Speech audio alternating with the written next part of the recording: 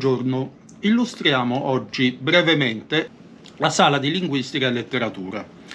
Mi chiamo Mario Sebastiani. Immaginiamo allora un qualsiasi utente, donna, uomo, giovane o anziano, italiano o straniero, che si affacci per la prima volta alla sala e voglia capire quali interessi culturali possa soddisfare. Sugli scaffali infatti potrà individuare abbastanza rapidamente un libro introduttivo alla linguistica generale. Per orientarsi non avrà bisogno di particolari competenze. La sala infatti è organizzata per argomenti. In primo luogo i libri sono suddivisi tra letteratura e linguistica.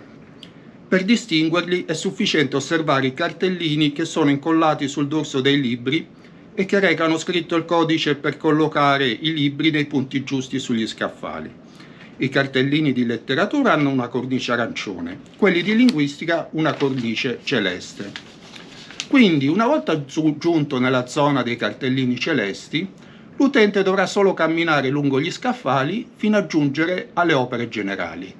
Potrà allora prelevare, ad esempio, il volume di Gaetano Belruto intitolato Nozioni di linguistica generale, al cui interno potrà leggere che, per linguistica generale o linguistica teorica, si intende la scienza che studia il linguaggio come strumento di comunicazione umana.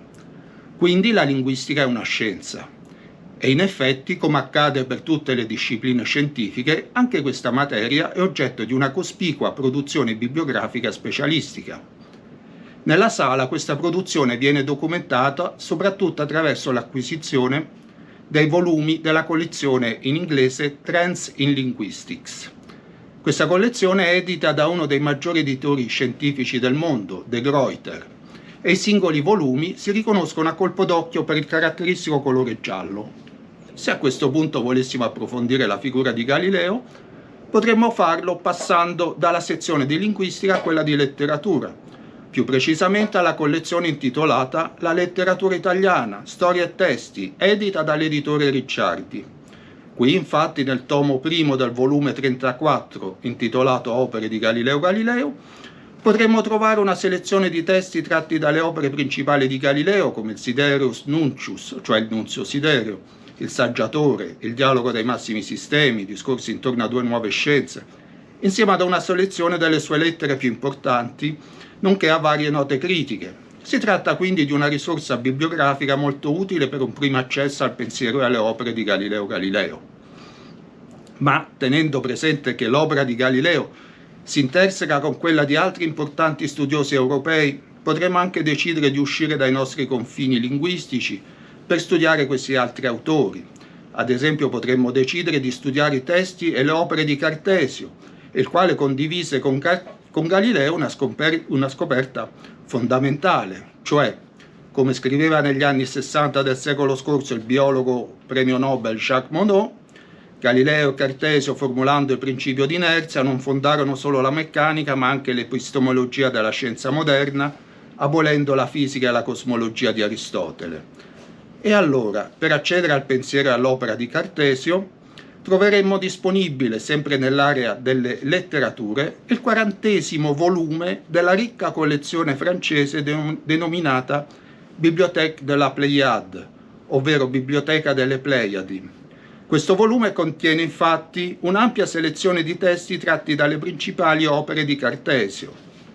Per concludere, nella sala di linguistica e letteratura sono disponibili migliaia di testi utili per la ricerca nell'ambito delle letterature e delle lingue moderne.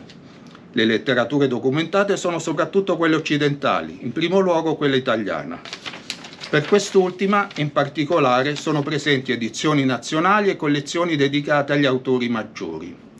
La sezione di linguistica, oltre ai trattati di respiro generale, fornisce anche testi specifici sulle lingue di tutto il mondo, secondo i diversi gruppi di appartenenza, nonché una vasta scelta di dizionari atlanti linguistici.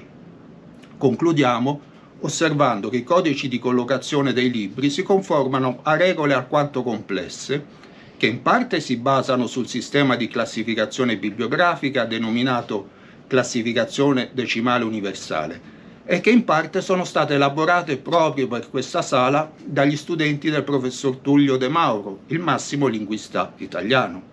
È anche per questo motivo quindi che la sala, come si può vedere, è stata dedicata alla sua memoria.